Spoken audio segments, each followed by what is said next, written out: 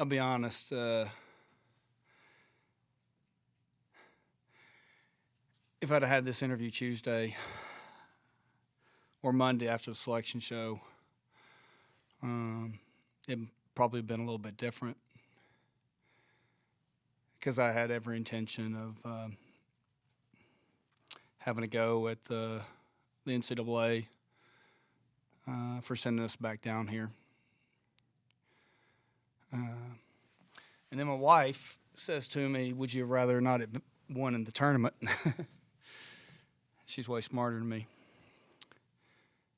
And I said, no. We had a basketball player did an interview, and he'd had 2 games of 30, I think, so 60 in the 2. And the statement he said was, I try to start from a place of gratitude. You know, it's really hard to complain when you're grateful. So I started thinking about really all the things I was thankful for. And, you know, to have another week with this group of kids. You know, my best friend's the head coach at Oklahoma, a guy by the name of Matt Mott. And I'm pretty sure if they'd have called Oklahoma up and said, hey, you can play Florida State, he'd be like, we'll be there. You know, and unfortunately in my life I've had a bit of tragedy.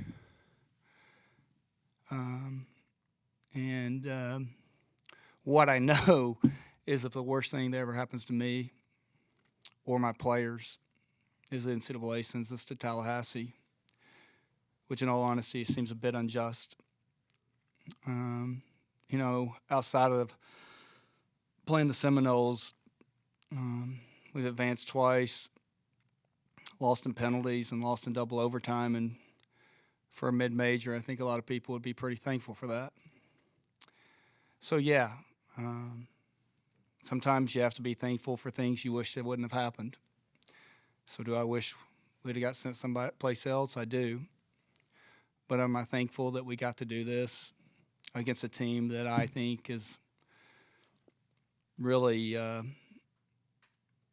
very, very talented and certainly deserves, in my mind, at worst, a 2 seed? Yeah, I'm thankful for that. Circumstances of the game aside, when you look back at this season, you mentioned being grateful and thankful, the group that you had and the run that you guys had. I know the circumstances now of how it came to be are Right. far from what everyone would have wanted, but can you take some pride in what you guys were able to do this year? Well, we haven't lost since August. That's pretty cool, right? That's a pretty cool thing to do. And, you know, not a lot of times people respect the Southern Conference, but right now we have 5 teams in the top 110. So to win that league against a group of coaches that I have the utmost respect for. And then also, you know, we graduated a ton of kids the last 2 years. I think we probably have graduated close to 30 kids. I think there were 2 kids that started tonight that started last year here. So to do it with this group of kids and the way that they did it, you know, yeah, you know, humility is the cornerstone of what we try to do at Samford, right? Don't really talk a ton about pride. Pride's probably why I didn't want to come to Tallahassee. But yeah, these kids are pretty amazing. They're going to be huge successes in life. Coach, you really are much improved from last year, at least from my eye, and I'm no expert, but it looks like you really are.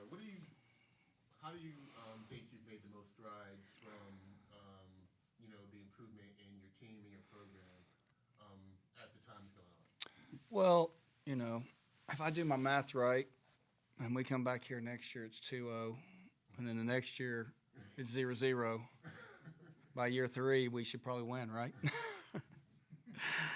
I think the biggest thing is that the depth of the squad is a big piece of it.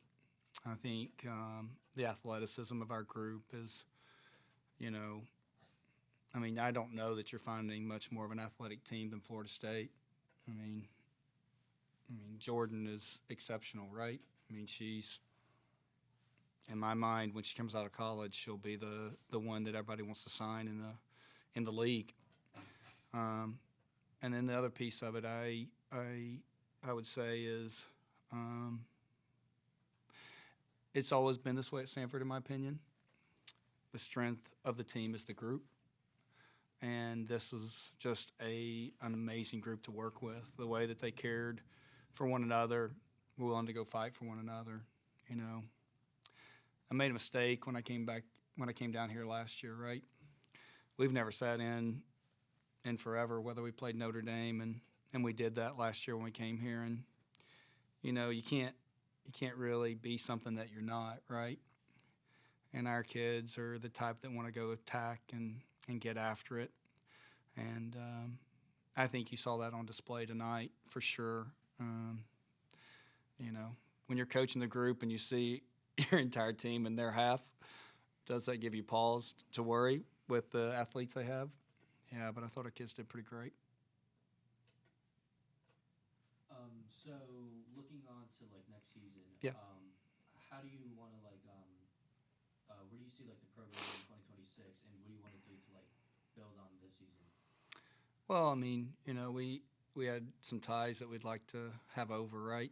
You know, I mean, the one way that we can avoid coming down here and spending time with you fine folks, right? And I do want to say that, man, the hospitality of this university is amazing, the way they've treated us. And, you know, I know everybody here on a first-name basis now, it seems. I think for us is to take away some of those ties, right?